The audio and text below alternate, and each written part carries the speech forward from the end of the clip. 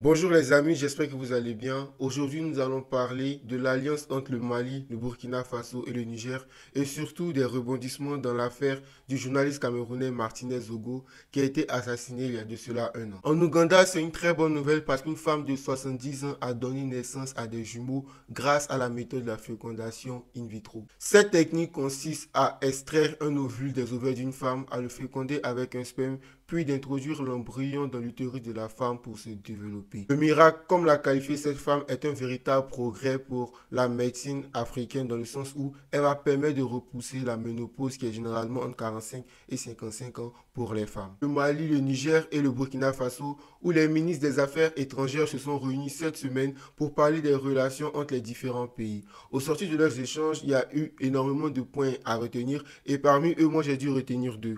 Le premier, c'est que les trois pays ont décidé de se retirer du G5 Sahel, qui est une alliance de plusieurs pays membres du Sahel, dont la Mauritanie, le Tchad, le Niger, le Mali et le Burkina Faso, pour lutter contre les djihadistes. Cette sortie du G5 Sahel vient consolider l'alliance des États du Sahel qui a été créée par ces trois pays-là en septembre dernier. Le deuxième point à retenir pour moi, c'est le fait que les trois pays ont montré leur désir de créer une fédération. Une fédération dans laquelle ces trois pays-là vont échanger de manière militaire et surtout économique. Il a été aussi entendu que les trois pays veulent créer leur propre monnaie pour sortir du franc CFA. Je vous tiens au courant de l'évolution de la situation entre ces trois pays-là dans les prochaines actualités. Au Nigeria, c'est l'artiste star Rema qui a décidé d'annuler tous ses concerts du mois de décembre pour se concentrer sur sa santé à lui-même. Il a affirmé sur un post Instagram ne pas avoir pris le temps de se concentrer sur sa santé ces dernières années parce qu'il effectuait plusieurs tours dans le monde entier. C'est une annonce qui a choqué les fans de Rema, sachant que l'artiste nigérian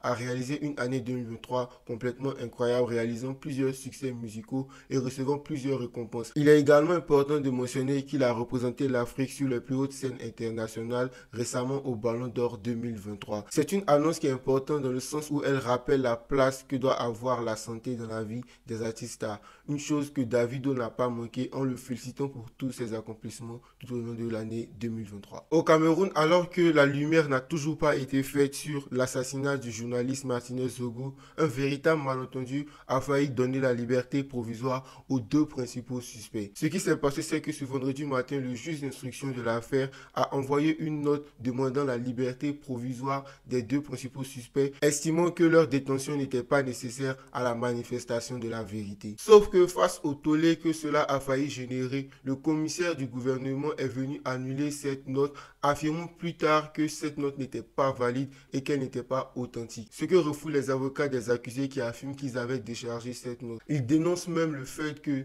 le juge et le commissaire du gouvernement se soient fait manipuler par les opinions publiques. Dans tous les cas, c'est une affaire qui nécessite notre attention particulière parce que ce journaliste avait l'habitude de dénoncer les cas de corruption au Cameroun avant qu'il ne soit assassiné de manière brutale il y a de cela 9 mois. Des milliers de jeunes sur TikTok ont décidé d'arrêter et de jeter complètement leurs cigarettes électroniques connues souvent sous le nom de vapoteuses, mais pas pour des raisons de santé. Tout est parti d'une vidéo devenue virale de Mika Ndongo qui a affirmé qu'elle arrêtait la vapoteuse en soutien à la République démocratique du Congo, qui est l'un des pays qui traverse l'une des crises humanitaires les plus dévastatrices dans le monde. Le pays est entré en guerre depuis plus de 2 décennies et cette guerre-là a fait des millions de déplacés, des millions de morts. En plus de ça, l'exploitation du cobalt, l'un des minéraux essentiels dans la production d'appareils électroniques et électriques tels que les vapoteuses ou même les voitures électriques, est produit de manière illicite et engendre le travail des enfants, l'esclavage moderne et est l'une des causes de cette guerre qui ne cesse de continuer.